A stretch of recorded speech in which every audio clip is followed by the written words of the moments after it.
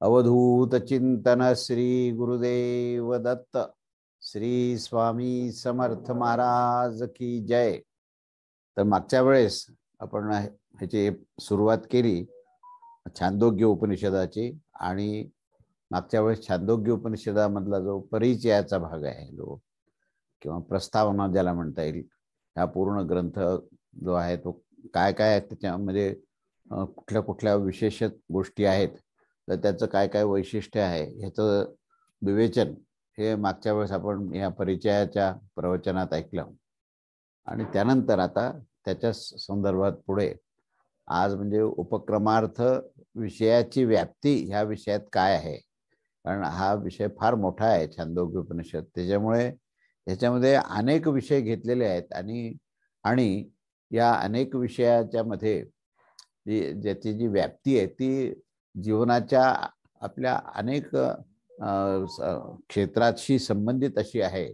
आणि म्हणून ते काय काय आहे हे आपल्याला आज समजून घ्यायचं आहे की हे उपनिषद जे आहे हे उपनिषद प्रत्यक्ष आपण जीवन जगण्याकरता आणि आपल्या जीवन जगण्यामध्ये जी उपासनेचं जे क्षेत्र आहे ती उपासना ह्याच्यामध्ये अधिकाधिक घेतलेली आहे.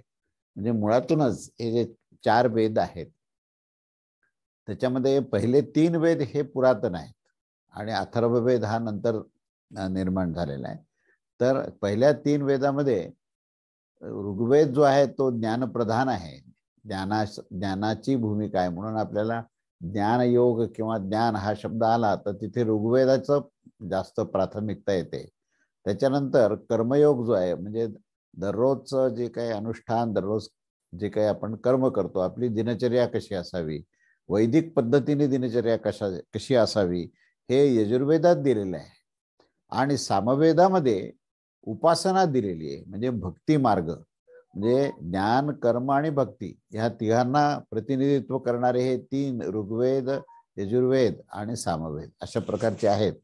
म्हणून हे सामवेद जो आहे तो प्रामुख्याने हा उपासना हा त्याचा प्रामुख्याने विषय आहे आणि उपासनेला लागूनच मग काही ब्रह्मविद्या सुद्धा दिलेली आहे. आणि दुसरी वैशिष्ट्य आपण पाहिलं या ग्रंथामध्ये, आपण मागच्या प्रस्तावनेत पाहिलं की या ग्रंथामध्ये आख्यायिका खूप दिलेल्या आहेत, अनेक प्रसंग जे आहेत ते वर्णन केलेले आहेत, त्यामुळे तो कथाभाग सुद्धा अतिशय उद्बोधक आहे. अशा प्रकारे त्या ग्रंथाचा परिचय आपण मागच्या वेळेस पाहिला. आता आज आपण सुरू करूया ह्या विषयाची व्याप्ती, विषय सूची काय काय आहे, कोणते कोणते विषय याच्यात घेतलेले आहेत. एकंदरीत याच्यामध्ये 8 अध्याय आणि 258 असे विषय घेतलेले आहेत. तेव्हा आपण त्याला आज प्रारंभ करूया. ओम श्री हरी. तेव्हा पहिल्यांदा प्रारंभ जो केलेला आहे तो शांतीपाठाने केलेला आहे आणि मग प्रथम अध्याय त्याच्यानंतर सुरू होतो. प्रथम अध्यायामध्ये पहिल्यांदा उद्गीथ यांची जी काही दृष्टी आहे त्याच्यावर पूर्ण विवेचन आहे. तर उद्गीथ ही प्रणाली आहे, ही ऋषींपासून निर्माण झालेली प्रणाली आहे. तेव्हा पहिला जो विषय घेतलेला आहे तो उद्गीथ दृष्टीने ओंकारांची उपासना कशी करावी असा विषय घेतला आहे. उद्गीताचे रसतम तत्व काय आहे याचं विवेचन केलेलं आहे. उद्गीतो उपासना अंतर्गत ऋग्वेद, सामवेद आणि उद्गीताचा त्यावरील त्या वेदांवर असलेला निर्णय असा हा विषय पुढे आहे. त्याच्यानंतर पुढे ओंकाराचंच पुढे विवेचन करताना म्हटलेलं आहे की ओंकारामध्ये संश्लिष्ट मिथुनाच्या मार्गाने हे त्या समागमाचे काय फल होते, उद्गीताच्या दृष्टीने ओंकाराच्या उपासनेचं फल काय आहे, ओंकाराची समृद्ध गुणवत्ता काय आहे, आणि नंतर शेवटी ओंकाराची स्तुती केलेली आहे. तेव्हा ओंकार हा विषय खूप विस्ताराने ह्या 9 मुद्द्यातून घेतलेला आहे. पुढे उद्गीथ विद्या जाणणारे आणि न जाणणारे ह्यांच्यातील काय भेद आहे असा हा पहिल्या खंडामध्ये भाग, पहिल्या अध्यायाच्या पहिल्या खंडाचा भाग आहे. त्याचा द्वितीय खंड जो आहे पहिल्या अध्यायाचा त्याच्यामध्ये विषय असा घेतलाय की प्राणोपासनाची उत्कृष्टता कशी आहे त्याचं सूचना देऊन त्याच्या संदर्भातली आख्यायिका दिलेली आहे. प्राण आणि प्राणाच्या संबंधातले जे सदोष असतात, सदोषत्व काय आहे ह्याचं विवेचन केलेलं आहे. पुढे मुख्य प्राणाद्वारे असुरांचा पराभव कसा होऊ शकतो याचं विवेचन त्या ठिकाणी केलेलं आहे. त्यानंतर प्राणोपासकांचे महत्व काय आहे, प्राणाची उपासना करणाऱ्या सर्वांचं महत्व काय आहे ह्याच्याबद्दल तिथे विवेचन आहे. पुढे प्राणाची अंगिरस ऋषींनी केलेली संज्ञा ही विस्ताराने दिलेली आहे आणि त्याचा हेतू पण दिलेला आहे. त्यानंतर प्राणाची बृहस्पतींनी केलेली संज्ञा आहे आणि त्याचा हेतू काय हे सांगितलं आहे. प्राणाची आयास्य संज्ञा करण्याचा हेतू काय आहे आणि प्राणदृष्टीने ओंकार उपासनेचं फळ हे विस्ताराने या द्वितीय खंडामध्ये दिलेलं आहे, पहिल्या अध्यायातला द्वितीय खंड. त्याच्यानंतर तृतीय खंड पुढे सांगितलाय की आदित्य दृष्टीने उद्गीत उपासना कशी असावी, सूर्य आणि प्राणाची समानता काय आहे, व्यान दृष्टीने उद्गीतोपासना कशी आहे, व्यान प्रयुक्त झाल्याने वाक रुक आणि साम आणि उद्गीताची समानता ही त्या ठिकाणी विवेचन केलेलं आहे. उद्गीता अक्षरामध्ये प्राणदृष्टी, त्यानंतर उद्गीता अक्षरामध्ये द्युलोकादी आणि सामवेदादी दृष्टी ही कशी असावी हे सांगितलं आहे. आणि पुढे सकाम उपासनाचा क्रम कसा कसा असावा हा तृतीय खंडात सांगितला आहे. पुढे उद्गीत संज्ञक ओंकार उपासनेच्या संबंधी आख्यायिका आहे आणि ओंकाराचा प्रत्यक्ष लाभ हा जीवनात कसा आहे आणि त्याचं महत्व काय हे ह्याचं विवेचन केलेलं आहे. आणि नंतर शेवटी ओंकार उपासनाचं फळ सांगितलं आहे. पुढे पंचमखंड हा पुढे ओंकारा संदर्भातच सांगताना ओंकार, उद्गीत आणि आदित्य या तिन्हीमध्ये अभेदत्व कसं आहे, त्यानंतर आदित्याच्या रश्मीच्या दृष्टीने जे व्यस्त उपासना आणि त्याचं विधान व त्याचं फल काय आहे हे सांगितले आहे. आणि मुख्य प्राणाच्या दृष्टीने उद्गीत उपासना कशी असावी याचं विवेचन केलेलं आहे. प्राणदृष्टीने मुख्य प्राणाची व्यस्तोपनेमध्ये विधान काय आहे व फल काय आहे हे सांगितले आहे. आणि प्रणव आणि उद्गीत यांचं अभेदत्व कसं आहे याचं विवेचन केलं आहे. पुढचा षष्ठ खंड असा आहे की अनेक प्रकारच्या आदिदैविक उद्गीत उपासना कशी आहे. पुढा सप्तम खंडामध्ये अध्यात्म ह्या विषयावर उद्गीत उपासना विवेचन केलेलं आहे.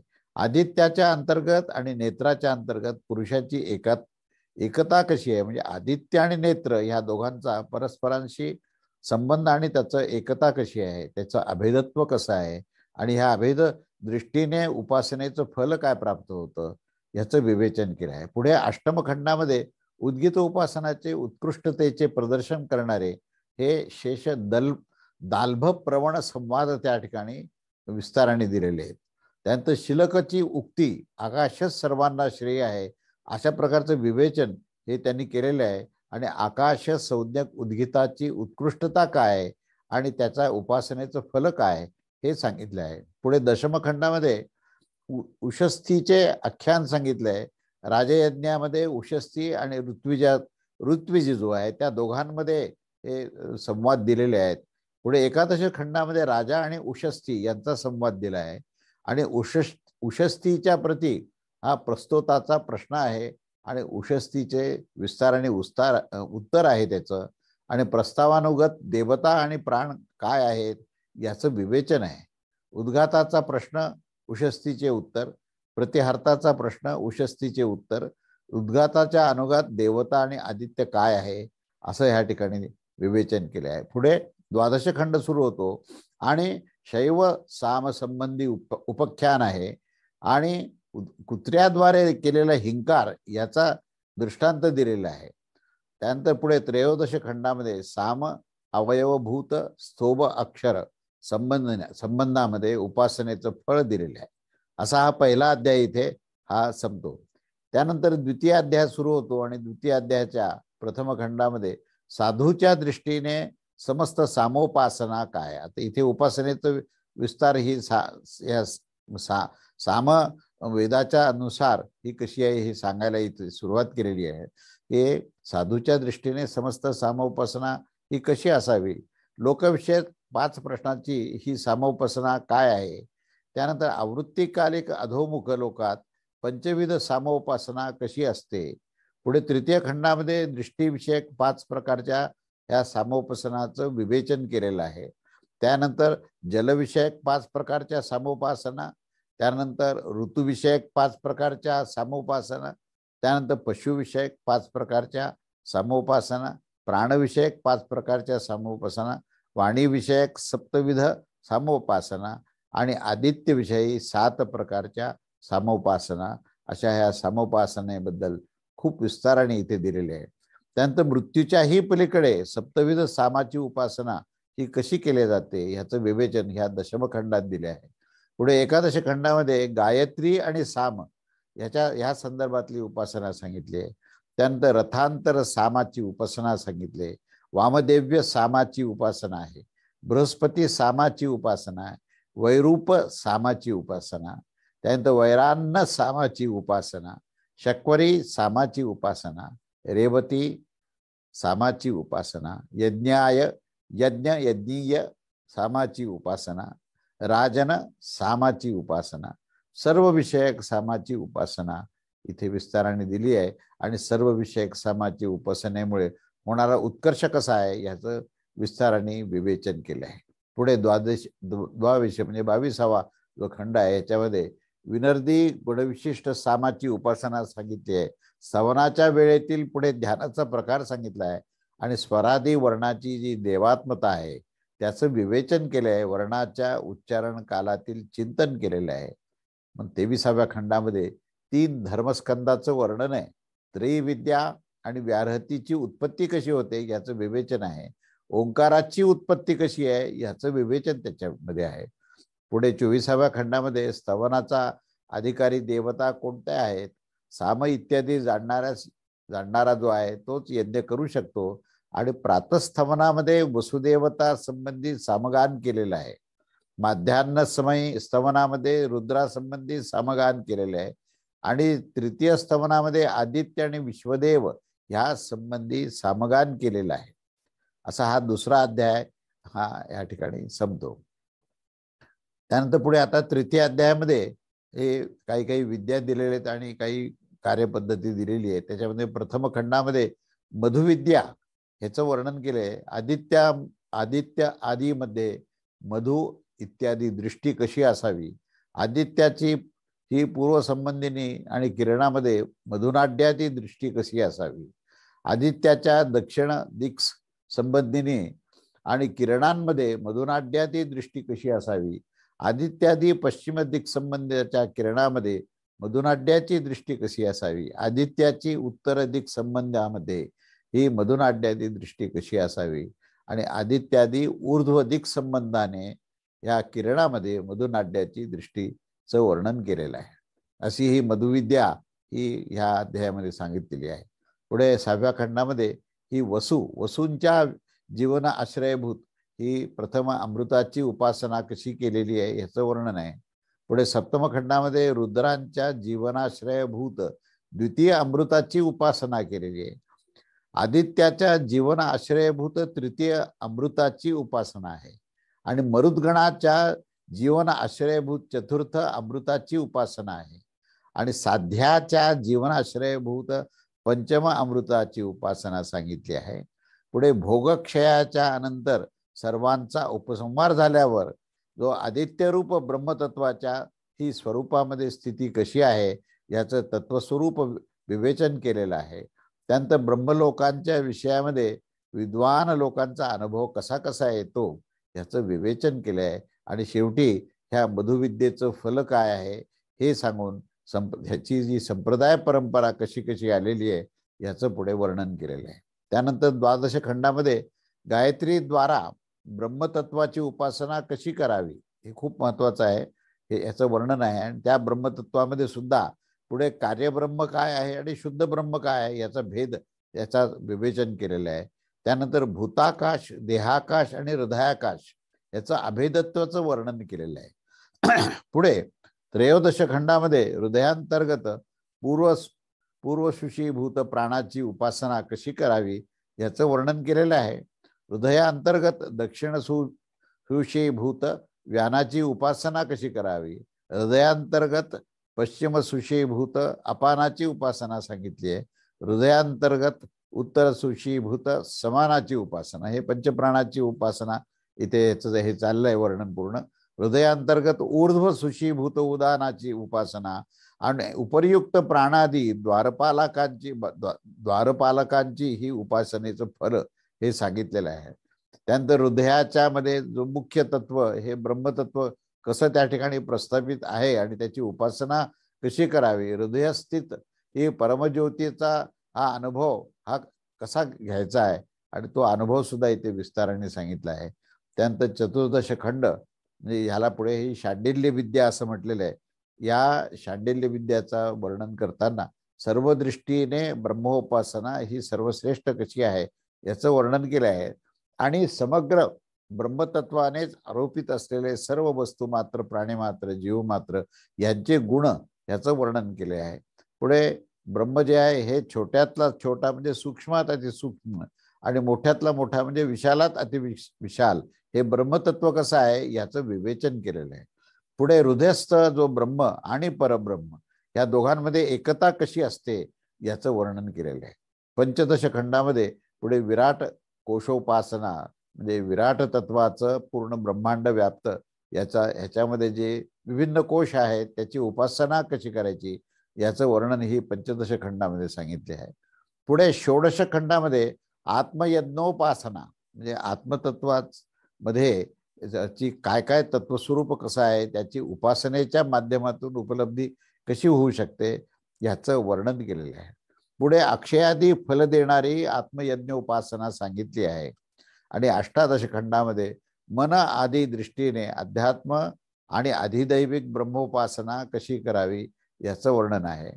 त्यानंतर 19व्या खंडामध्ये आदित्य आणि अंडदृष्टीने अध्यात्म व अधिदैविक उपासना कशी असते याचं विवेचन केलेलं आहे. अशा रीतीने हा तिसरा अध्याय या ठिकाणी संपतो. त्यानंतर चतुर्थ अध्याय सुरू होतो आणि चतुर्थ अध्यायामध्ये राजा, जानश्रुती आणि रैक्व याचे उपाख्यान अतिशय सुंदर असं आहे. ह्या आख्यानातून पुष्कळ गोष्टी घेण्यासारख्या आहेत. या राजामध्ये आपण सुरुवातीच्या या प्रस्तावनेमध्ये आपण पाहिलं की राजा आणि रैक्व जो आहे तो गाडीवान असतो, त्या दोघांचे संवाद ह्या संदर्भातलं हे उपाख्यान आहे. तेव्हा रैक्वाच्या संबंधी जानश्रुतीचं उपाख्यान याचं वर्णन हे द्वितीय खंडात केलंय. रैक्वद्वारा संवर्ग विद्येचा उपदेश हा त्या राजाला झालेला आहे आणि संवर्गाच्या स्तुती संबंधीची पुढे आख्यायिकेचं वर्णन केलेलं आहे. त्यानंतर पंचमखंडामध्ये सत्यकाम म्हणजे जाबाल याचं ब्रह्मचर्य पालन कसं होतं, वनामध्ये जाऊन त्यांनी गायींना चारण्यासाठी कशा प्रकारे ही तपश्चर्या केली याचं वर्णन हे चौथ्या खंडामध्ये आहे. पंचमखंडामध्ये मग ह्या जाबाल म्हणजे सत्यकामाला तेथील वृषभद्वारे सत्यकामास ब्रह्मतत्वाचे आणि प्रथमपादाचा उपदेश त्या वृषभाकडून त्याला मिळाला. म्हणजे गायी चारताना जो वृषभ होता त्या वृषभाच्या द्वारे हे त्याला ब्रह्मतत्वाचा उपदेश झाला आणि पुढे अग्नीद्वारे ब्रह्मतत्वाच्या द्वितीय पादाचा त्याला उपदेश झाला. हंसाद्वारे ब्रह्मतत्वाचा तृतीय पादाचा उपदेश झाला. मदगुद्वाद्वारे ब्रह्मतत्वाच्या चतुर्थ पदाचा उपदेश झाला आणि सत्यकामाचे जे आचार्य कुलामध्ये नंतर तो पोहोचतो आणि त्यानंतर आचार्यद्वारे सुद्धा पुनश्च त्याला उपदेश प्राप्त झाला आणि त्या उपदेशाला त्याने ग्रहण केलं. पुढे दशमखंडामध्ये उपकोसलाच्या प्रति अग्निद्वारा ब्रह्मविद्येचा उपदेश त्या ठिकाणी केलेला आहे. आता अग्नीचं वर्णन आहे पुढे की अग्नी किती प्रकारचे असतात आणि त्याची उपासना कशी करावी ही एकादश खंडामध्ये सांगितली आहे.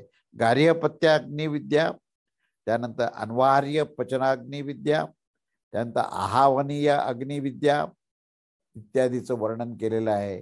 आणि पुढे चतुर्दश खंडामध्ये आचार्यांचं आगमन होतं, आचार्य आणि उपकोसक यांचा संवाद होतो आणि आचार्यांचा उपदेश हा नेत्रस्थित पुरुष कसा असतो याचं त्यांनी तत्वस्वरूपाचं वर्णन करून त्याची उपासना कशी करावी हे सांगितले आहे. ब्रह्मवेत्यांची गती सांगितली आहे पुढे आणि यज्ञोपासनेबद्दलचं विस्ताराने वर्णन आहे की ब्रह्माच्या मनोभंगाने यज्ञाची हानी होते आणि ब्रह्माच्या मौन पालनाने यज्ञाची प्रतिष्ठापना कशी होते याचं हे वर्णन आहे. यज्ञ हा दोषांच्या प्रायश्चित रूपाने आणि व्याहतीची उपासना कशी करावी याचं वर्णन आहे आणि विद्वान ब्रह्माची विशिष्टता काय आहे याचं सुंदर असं वर्णन म्हणजे या ठिकाणी यज्ञ आणि अग्निहोत्र आणि अग्नीच्या संदर्भातलं अतिशय विस्ताराने असा अभ्यास या ठिकाणी सांगितला आहे आणि उपासनाही अतिशय सुंदर सांगितली आहे. त्यामुळे जे लोक अग्निहोत्र करतात, हवन करतात, त्यांच्याकरता हा 4था अध्याय अतिशय महत्त्वाचा आहे.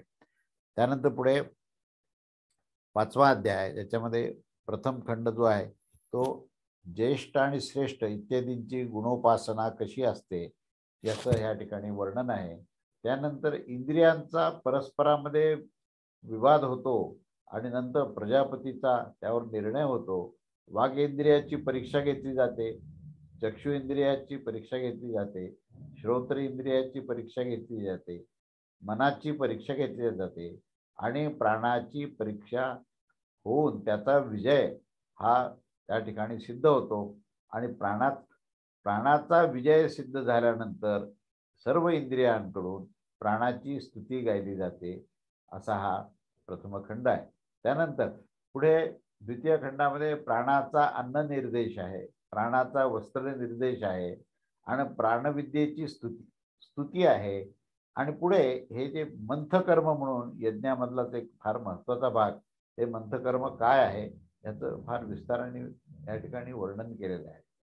पंचलोकाची सभेमध्ये श्वेतकेतू, आता पुढचा तृतीय खंड जो आहे हा आता हे श्वेतकेतूचा या ठिकाणी प्रवाहन नावाचा जो एक राजा असतो त्या प्रवाहनाचा पासून त्याचे संवाद होतात. श्वेतकेतू हा ब्राह्मण पुत्र आहे, म्हणजे तो वरुण पाहूया त्याचं नाव काय ते. तर तो श्वेतकेतूचा वडील जो आहे तर तो त्याचा आश्रम असतो आणि त्या आश्रमामध्ये हा श्वेतकेतूंनी सगळी विद्या घेऊन तो राजाकडे येतो आणि राजाला तो आपली विद्या सांगण्याचा प्रयत्न करतो. त्यावेळेस प्रवाहनाने त्याला प्रश्न विचारला आहे आणि त्या प्रश्नाचं उत्तर न दिल्यामुळे प्रवाहनापासून तो पराभूत होतो आणि मग श्वेतकेतू पुन्हा आपल्या पित्याजवळ येतो. अरुणी नाव त्याचं. तर या पित्याजवळ येऊन तो म्हणतो की हे प्रवाहन जो आहे तो आपल्याला राजा असून क्षत्रिय असून सुद्धा त्याचं ज्ञान श्रेष्ठ झालेलं आहे, तेव्हा आपलं असं ज्ञान अपूर्ण का झालं, असा हा श्वेतकेतू या आपल्या पित्यांना म्हणतो.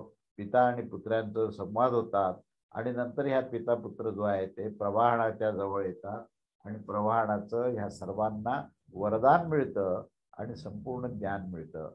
इथलं वैशिष्ट्य असं आहे की ह्या ठिकाणी क्षत्रिय जो आहे तो ब्राह्मणांना विद्या देतो. म्हणजे अशी घटना की जे त्या काळातही घडलेली आहे की ब्राह्मण जे आहेत हे जे काही वेदाचं अध्ययन करतात तर त्या अध्ययनामध्ये सुद्धा कुठे ना कुठे त्रुटी राहते आणि ती त्रुटी भरून काढण्याकरता ब्राह्मणच नव्हे तर क्षत्रिय ब्राह्मणांना कशी मदत करतात असं या पूर्ण आख्यायिकेमधचं वर्णन आहे. आणि ते ब्राह्मण जे आहेत ते अतिशय लीनतेने आपली ही कमी आहे, आपल्याला त्रुटी आहे याचं पूर्णपणे भान ठेवून ते त्यांना शरण जातात. हे या कथेचं वैशिष्ट्य आहे.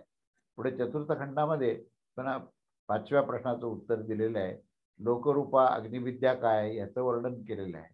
पर्जन्यरूपी अग्निविद्या काय आहे हे सांगितले आहे. पृथ्वीरूपी अग्निविद्या काय आहे, पुरुषरूपी अग्निविद्या काय आहे आणि स्त्रीरूपी अग्निविद्या काय, असे या 5 प्रकारच्या या अग्निविद्येचं अतिशय रहस्यमय वर्णन आहे.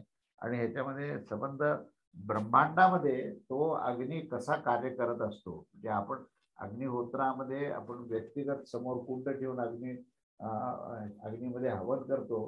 तर अशाच प्रकारचा जो अग्नी आहे तो संबंध ब्रह्मांडाला व्याप्त असणारा असा तो अग्नी आहे आणि तो अग्नी विविध रूपामध्ये आहे. असं आपण आता पाहिलं की पर्जन्य रूपात आहे, पृथ्वी रूपात आहे, पुरुष रूपात आहे, स्त्री रूपात आहे. असे हे 5 प्रकारचे आहुती आहेत आणि ती आहुती जी आहेत ते पुरुषत्वास या उत्तम गती देणारा अशा प्रकारचा आहे. तेव्हा प्रथम प्रश्नाचं उत्तर जे आहे हे दशमखंडात दिलेलं आहे पुढे. आणि तृतीय प्रश्नाचं उत्तर देवयान आणि धूमयान या असा जो काही मार्ग आहे मृत्यूनंतर त्याचं वर्णन केलेलं आहे. आणि दुसऱ्या प्रश्नाचं उत्तर जो आहे तो पुनरावर्तनाचा क्रम कसा आहे याचं उत्तर दिले आहे. पुढे अनुषयी जीवांच्या कर्मानुसार गती कशा कशा असतात त्याचं हे वर्णन आहे. आणि चतुर्थ प्रश्नाचं उत्तर देताना अशास्त्रीय प्रवृत्ती असणाऱ्यांची गती कशी होते हे सांगितलं आहे. आणि पतित किती प्रकारचे, म्हणजे 5 पतिताचं वर्णन केलं आहे. आणि नंतर शेवटी ह्या पंचाग्नीचं जे काही विवेचन केलं, त्यानंतर पंचाग्नी विद्येचं हे महत्व इथे या ठिकाणी शेवटी सांगितलेलं आहे.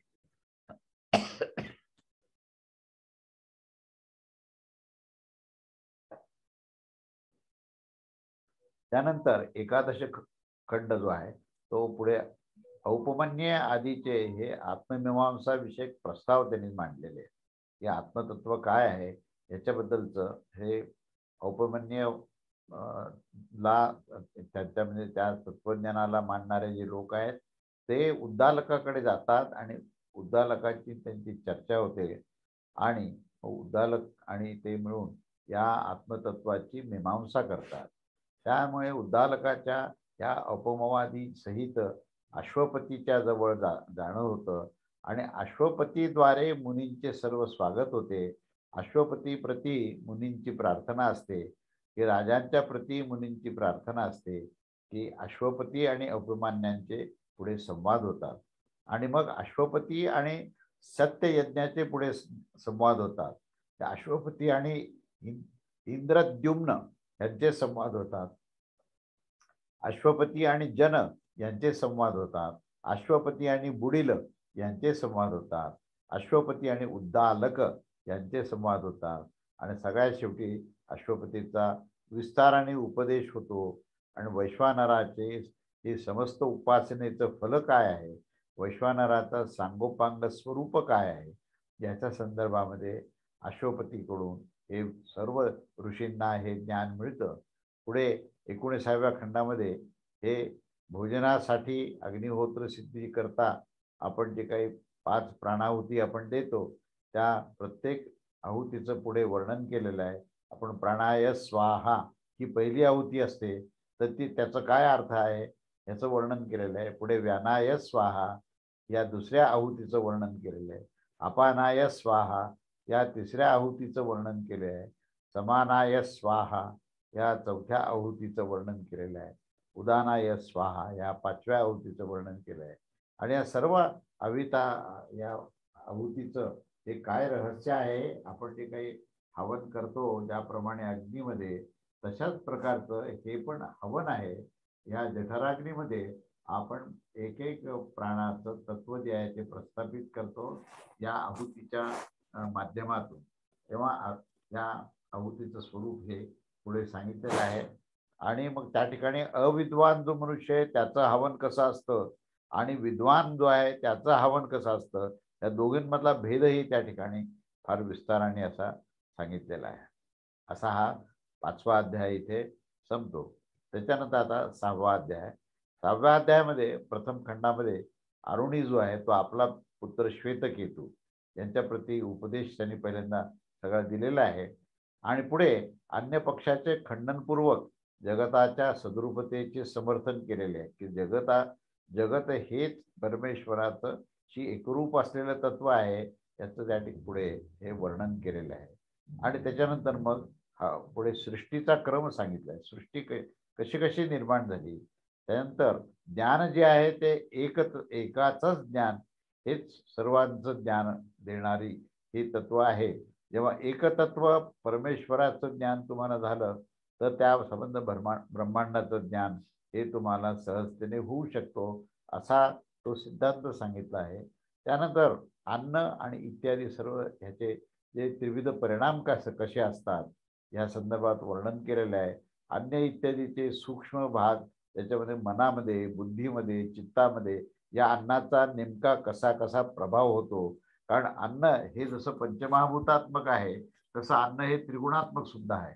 प्रत्येक पंचमहाभूत जे आपण पाहतो ते मूलतः त्याचं स्वरूप जे आहे हे त्रिगुणात्मक असतं. म्हणून अन्नाचा परिणाम जसा आपल्या देहावर होतो तसा तो सूक्ष्म देहावर सुद्धा होतो आणि म्हणून मनबुद्धी, चित्त, अहंकार याच्यावर सुद्धा अन्न हे कसं प्रभाव टाकतं याचं वर्णन या ठिकाणी केलेलं आहे. पुढे 7म खंडामध्ये सुषुप्ती कालामध्ये जीवाची स्थिती काय आहे याचं पूर्ण वर्णन केलं आहे आणि त्या संबंधी उपदेश केलेला आहे. षोडश काल विशिष्ट काय जीवस्थिती आहे आणि त्या जीवस्थितीचं ह्या षोडश कला ज्या आहेत त्याचा तिथे कसा संबंध येतो या दिवशी याचा तिथे उपदेश केलेला आहे. त्यानंतर सुषुप्तीमध्ये सत्तत्व जे आहे हे अखंडपणे कसं राहतं, म्हणजे त्या तीन अवस्था ज्या आहेत, जागृती, स्वप्न आणि सुषुप्ती. पण सुषुप्तीमध्ये आपण नेणीव म्हणतो, पण त्या नेणीवेमध्ये सत्तत्व मात्र अधिष्ठानात असतं, म्हणून तिथे अस्तित्व सातत्याने आहे. तेव्हा त्या सुषुप्तीमध्ये सत्तत्वाच्या प्राप्तीचं ज्ञान हे कसं कसं आपल्याला करता येईल याचं वर्णन करताना ते मधमाशीचं वर्णन केलंय, मधमाशीचा दृष्टांत दिलेला आहे. पुढे नदीचा दृष्टांत देऊन त्याचा उपदेश केला आहे. वृक्षाच्या दृष्टांताने उपदेश केला आहे. न्याग्रोध फलाच्या दृष्टांताचा वर्णन उपदेश केलेला आहे. लवणाच्या दृष्टांताच्या द्वारे उपदेश केलेला आहे. असं हे पुढे चतुर्थ खंडामध्ये हे त्या सर्व दृष्टीने दृष्टांताद्वारा विशाल असा उपदेश पुढे केलेला आहे. पंचदश खंडामध्ये पुढे मुमूर्षु पुरुषाच्या दृष्टांताद्वारे हे उपदेश केलेला आहे. त्यानंतर 16व्या खंडामध्ये चोरांच्या तप्त परशु ग्रहण करणाऱ्याच्या दृष्टांताद्वारे विस्ताराने वर्णन केलेलं आहे. अशा रीतीने हा 6वा अध्यायाचा मध्ये इतके विषय आलेले आहेत, इतक्या प्रकारचं विवेचन त्या ठिकाणी आहे. त्यानंतर आता 7व्या अध्यायामध्ये काय काय घेतलंय ते आपण पाहू. त्यातला प्रथम खंड जो आहे तो नारदाच्या प्रती सनतकुमारांचा उपदेश, म्हणजे नारद सनतकुमार यांचा संवाद आहे आणि सनतकुमाराने नारदाला काय उपदेश केला आहे याचं विवेचन विस्ताराने आहे. त्यानंतर पुढे एक एक गोष्टीची कशी कशी श्रेष्ठता असते हे द्वितीय खंडापासून सुरू केलंय. नामाच्या तुलनेत वाणीची महत्ता सांगितली, वाणीच्या तुलनेत मनाची श्रेष्ठता सांगितली आहे. त्यानंतर मनाच्या संकल्पाची जी श्रेष्ठता आहे त्या श्रेष्ठतेमुळे वर्णन करताना पुढे संकल्पाच्या तुलनेत चित्ताची प्रधानता आहे, चित्ताच्या तुलनेत ध्यानाची प्रधानता आहे, ध्यानाच्या तुलनेत विज्ञानाची प्रधानता आहे आणि विज्ञानाच्या तुलनेत बलाची श्रेष्ठता आहे, बलाच्या तुलनेत अन्नाची प्रधानता आहे, अन्नाच्या तुलनेत जलाचं महत्व दिलेलं आहे आणि जलाच्या तुलनेत तेजाची प्रधानता आहे आणि तेजाच्या तुलनेत आकाशाची प्रधानता आहे, आकाशाच्या तुलनेत स्मरणाचे महत्व दिलेले आहे आणि स्मरणाच्या तुलनेत आशेचं महत्व दिलेलं आहे. या आशेच्या तुलनेत प्राणाचं प्राधान्य दिलं आहे आणि सत्य, शेवटी सत्य हेच जाणण्यास कसं योग्य आहे याचं हे शेवटी विवेचन केलेलं आहे. तेव्हा आपण काय काय जाणलं पाहिजे याची सुद्धा पुढे यादी सांगताना सत्य हे जाणण्यास योग्य आहे, विज्ञान हेच जाणण्यास योग्य आहे, मती हीच जाणण्यास योग्य आहे, श्रद्धा ही जाणण्यास योग्य आहे, निष्ठा ही जाणण्यास योग्य आहे, कृती ही जाणण्यास योग्य आहे आणि सुख हे जाणण्यास योग्य आहे. भूमा, भूमा म्हणजे आत्मा, तर भूमाच जाणण्यास योग्य आहे. भूमाच्या स्वरूपाचं प्रतिपादन पुढे केलं आहे आणि सर्वत्रच भूमा कसा आहे याचं विवेचन केलं आहे. अशा प्रकारे हे जाणण्यास योग्य असणाऱ्या सर्व गोष्टी प्राप्त झाल्यानंतर जो उपदेश, जो फल मिळतं त्या संदर्भाचं विवेचन आहे. त्यानंतर अष्टमाध्याय म्हणजे आता हा शेवटचा अध्याय आहे. या शेवटच्या अध्यायामध्ये महत्वाच्या गोष्टी काही सांगितल्या आहेत काही, तर ते आपण पाहूया. अष्टमाध्यायामध्ये दहर पुंडरिकामध्ये ब्रह्मतत्वाची उपासना कशी करावी याचा हा संवाद अतिशय महत्वाचा आहे. त्यानंतर पुण्यकर्म फलाची, हे किती जरी पुण्यकर्म केलं तरी त्या पुण्यकर्म फलाचं अनित्यत्व कसं आहे, कारण ते शाश्वत नाही. पुण्य जरी केलं तुम्ही तरी त्या पुण्यकर्म फलाचं अशाश्वतता कशी आहे याचं वर्णन या प्रथम खंडात सांगितलं आहे. पुढे द्वितीय खंडामध्ये दहर ही ब्रह्मतत्वाच्या उपासनेचं फल काय आहे, ब्रह्मतत्वाची उपासना जर केली तर काय फलप्राप्ती होती याचं वर्णन हे दहर नावाच्या ऋषींनी केले आहे.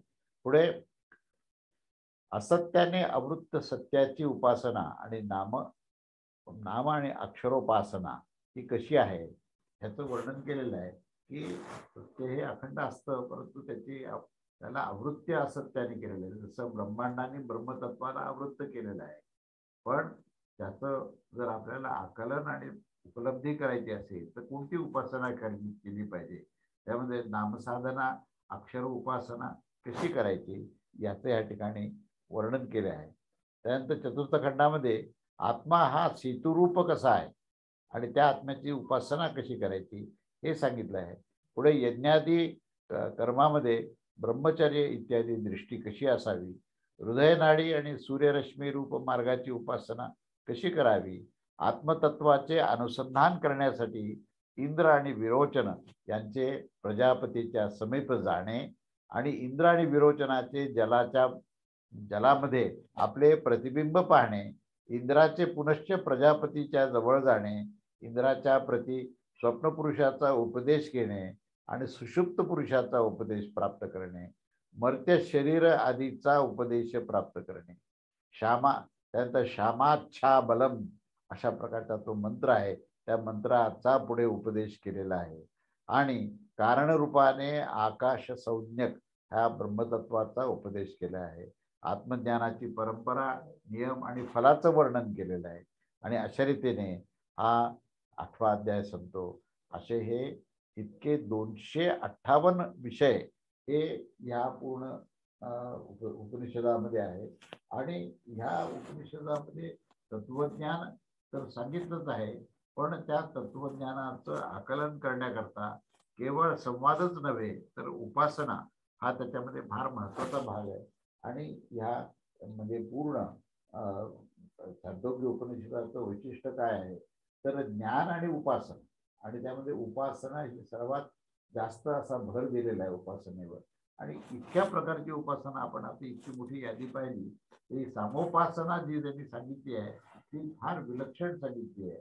म्हणून आता आपल्याला ह्या संबंध ग्रंथाचं अध्ययन करताना उपासना कोणत्या कोणत्या आहेत, आपल्याकरता त्या उपासना करण्यासारख्या कोणत्या आहेत की ज्या नित्य अनुष्ठानामध्ये, नित्य दिनचर्येमध्ये, नित्य आचरणामध्ये आपल्याला त्या उपासनेचा पूर्णपणे समावेश कसा करावा आणि अवलंबन कसं करावं आणि त्याच्यानी तत्वज्ञानाचं या ठिकाणी आपल्याला प्राप्ती कशी व्हावी. कारण तत्वज्ञान हे केवळ ग्रंथ वाचन किंवा त्याचं विवेचन ऐकून पूर्णपणे प्राप्त होऊ शकत नाही, तर त्याचा प्रत्यक्ष अनुभव जो घ्यावा लागतो. आणि तो प्रत्यक्ष अनुभव जो आहे तो उपासनेशिवाय होणार नाही. म्हणून ती उपासना ही नित्य आपल्या दिनचर्येमध्ये आणि संबंध जीवनचर्येमध्ये ही उपासना ही त्या ठिकाणी प्रस्थापित झाली पाहिजे, याच्यावर इथे भर दिलेला आहे.